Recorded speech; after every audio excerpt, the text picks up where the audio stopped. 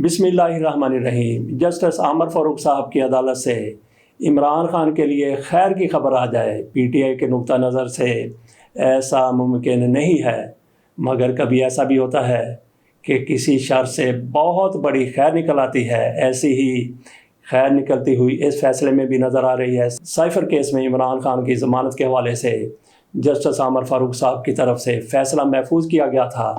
कई और फैसले भी इमरान खान के हवाले से इन्हीं जस्टिस साहब की तरफ से महफूज किए गए, कई महीनों तक भी वो नहीं सुनाए गए, लेकिन ये फ़ैसला जस्टिस आमर फारूक साहब की तरफ से महफूज किया गया, सुना दिया गया। ज़मानत का फ़ैसला था साइफर केस में।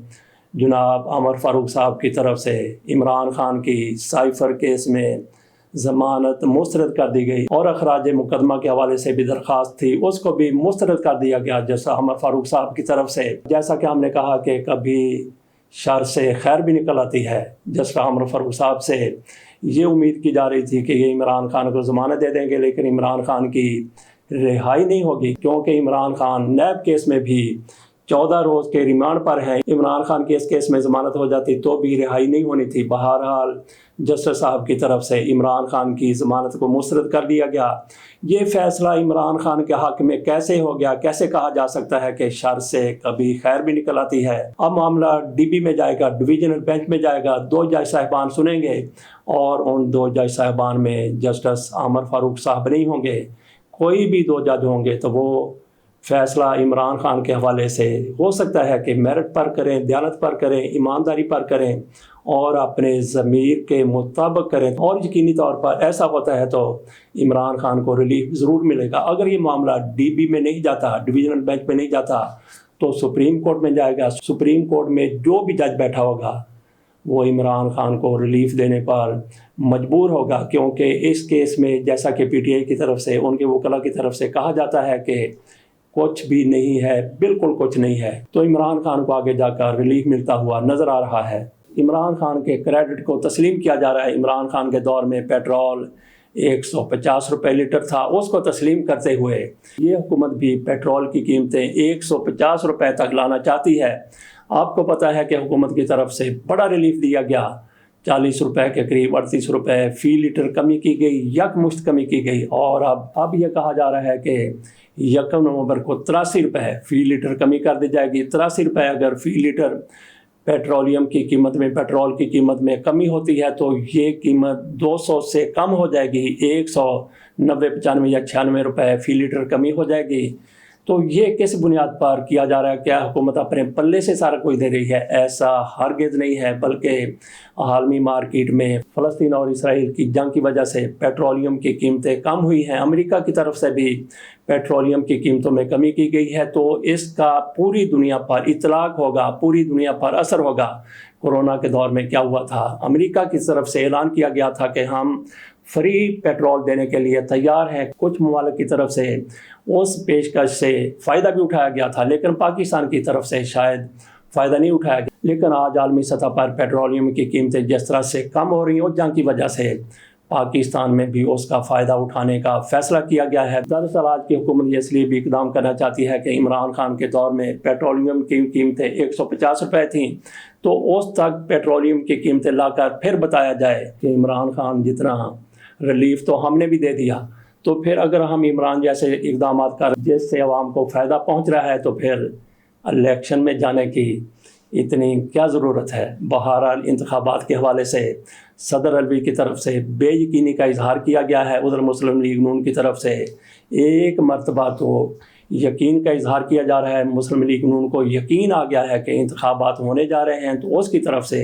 ये कहा गया है कि 5 रोज़ के बाद इंतखाबी मुहिम शुरू कर दी जाएगी। ऐलान कर दिया गया है कि 5 रोज़ के बाद यानी नवंबर के पहले हफ्ते में इंतखाबात के हवाले से मुहिम शुरू कर दी जाएगी। मुस्लिम लीग नून की तरफ से ऐलान किया गया है। तो बाकी मौलाना फजल रहमान साहब वो किस डगर पे चल रहे हैं, क्या उनको भी यकीन है? वैसे पीपल्स पार्टी की बात कर ली जाए तो पीपल्स पार्टी आज भी मुतज़ब्ज़ब है। उसकी तरफ से बार बार मुतालबा किया जा रहा है कि इंतखाबात की डेट का ऐलान किया जाए। सदर अलवी की तरफ से ये कहा गया था कि मुझे यकीन नहीं है कि जनवरी में इंतखाबात हो जाए। इस पर इलेक्शन कमीशन की तरफ से तरदीद की गई, बल्कि अलवी साहब के हवाले से कुछ बरमी का इजहार भी किया गया कि किस तरह से इन्होंने कह दिया कि जनवरी में इंतखाबात इनको होते हुए नज़र नहीं आ रहे। हमने तो पूरी तैयारी कर ली है।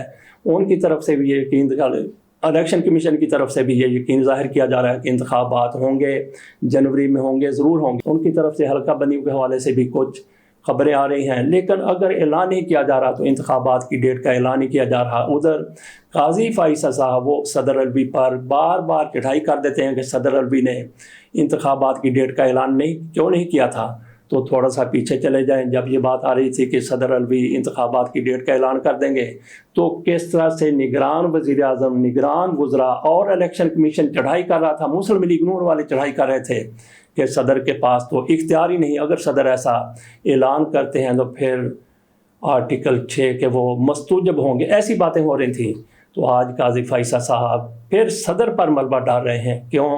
इसका सवाल नाज़रीन आप खुद तलाश कीजिए। उधर इमरान खान की तरफ से अपने वकील को, इमरान खान के बड़े वकील, शायद सबसे बड़े वकील तो नहीं है, लेकिन इमरान खान के सबसे एतमाद वाले साथी हैं, सबसे एतमाद वाले साख वाले वकील हैं, शेर अफजल मरवत, वो बरतानिया के दौरे पर जा रहे हैं। क्या इमरान खान उनको बरतानिया के दौरे पर भिजवा रहे हैं? किस लिए भिजवा रहे हैं? क्या इमरान खान कोई अपने लिए आलमी राय अम्मा हमवार करना चाहते हैं? उधर मौलाना फजलुर रहमान साहब की तरफ से भी पार्टी बदली गई है। वो मुस्लिम लीग नून के साथ वो ऐसे खड़े हुए नजर आते थे कि जैसे सीसा पलाई हुई दीवार हो। पीपल्स पार्टी के साथ थे, PDM के साथ थे, लेकिन मौलाना फजलुर रहमान साहब की तरफ से PTI के साथ हाथ मिला लिया गया है। असद कैसर और अली मोहम्मद खान के साथ उनकी मुलाकात हुई है। बैरिस्टर साहब भी उनमें मौजूद थे।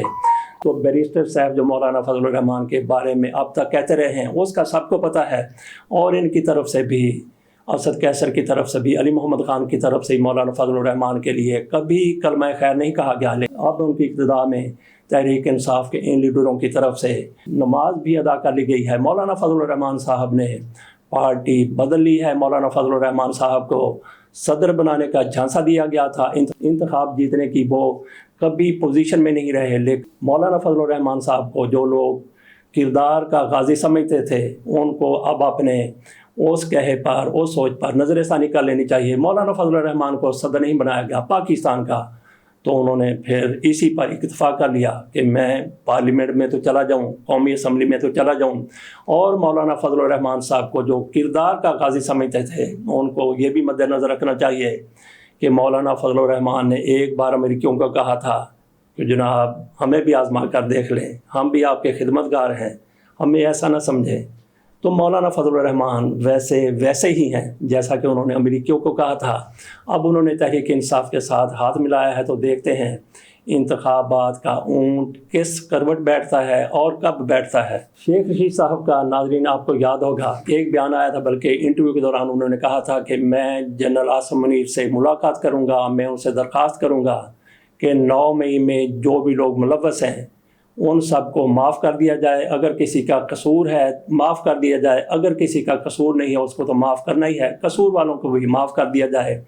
तो शेख रशीद का ये बयान सामने आया, मुस्लिम लीग नून को ये बयान लड़ गया, क्योंकि मुस्लिम लीग नून का बयानिया ही सारे का सारा उस्तवार हुआ है। अब 9 मई पर उनकी तरफ से ये मुतालबा किया जाता है कि 9 मई के लोगों को किसी सूरत माफ़ नहीं किया जाएगा, किसी सूरत नहीं छोड़ा जाएगा। इन्होंने पाकिस्तान के ख़िलाफ़, इन्होंने फ़ौज में बगावत की है, ऐसा मुस्लिम लीग नून की तरफ से कहा गया है। पहला सवाल तो ये है कि शेख रशीद साहब को ये लाइन किसने दी है? शेख रशीद साहब ने ये बात किसके इमा पर की है? क्या उन्होंने ये खुद से बात की है या उनको किसी की तरफ से ये बताया गया है, समझाया गया है, किसी और की वो नुमाइंदगी कर रहे हैं? लेकिन उन्होंने बहुत बड़ी बात की है। अगर शेख रशीद की ये बात मान ली जाती है तो यूँ समझ लें कि PDM तबाहशुद मुस्लिम लीग नून की सियासत का जो पहले ही सत्यानाश हो चुका है वो सवा सत्यानाश हो जाएगा। शेख रशीद की तरफ से अगर उनके मौक़िफ़ में कामयाबी हासिल हो जाती है तो फिर यूँ समझ लें कि PDM की सियासत तबाह। इमरान खान एक बार फिर चमकता हुआ पाकिस्तान की सियासत में सितारा नज़र आएगा। वैसे इमरान खान का सितारा कभी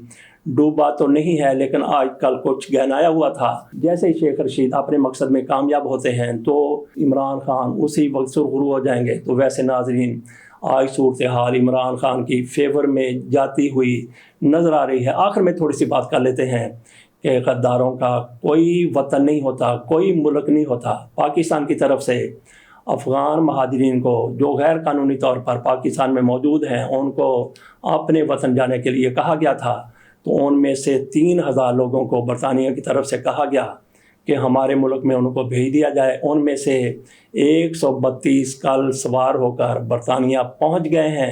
یہ وہ افغانی ہیں جو اب امریکہ جا رہے ہیں، برطانیہ جا رہے ہیں، جو امریکہ کی اس دور میں حمایت کرتے رہے جب امریکہ کی وہاں پہ حمایت یافتہ طالبان کی نظر میں، افغانیوں کی نظر میں یہ لوگ غدار ہیں۔ ان کو پتہ تھا کہ ہم اگر افغانستان واپس جائیں گے تو طالبان حکومت ہمارا ٹرائل کرے گی، اور جو غداروں کے ساتھ ہوتا ہے وہی ان کے ساتھ ہونا تھا۔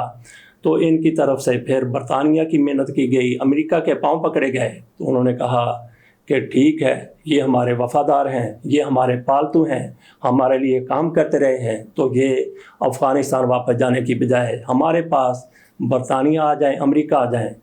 تو غدار افغانستان کا ہو، غدار پاکستان کا ہو، غدار کسی بھی ملک کا ہو، اس کا کوئی وطن نہیں ہوتا، کوئی ملک نہیں ہوتا، اس کے ساتھ پھر ایسے ہی ہوتی ہے جیسے ان غدار افغانوں کے ساتھ ہوئی ہے۔ اس کے ساتھ اجازت دیجیے، اللہ حافظ۔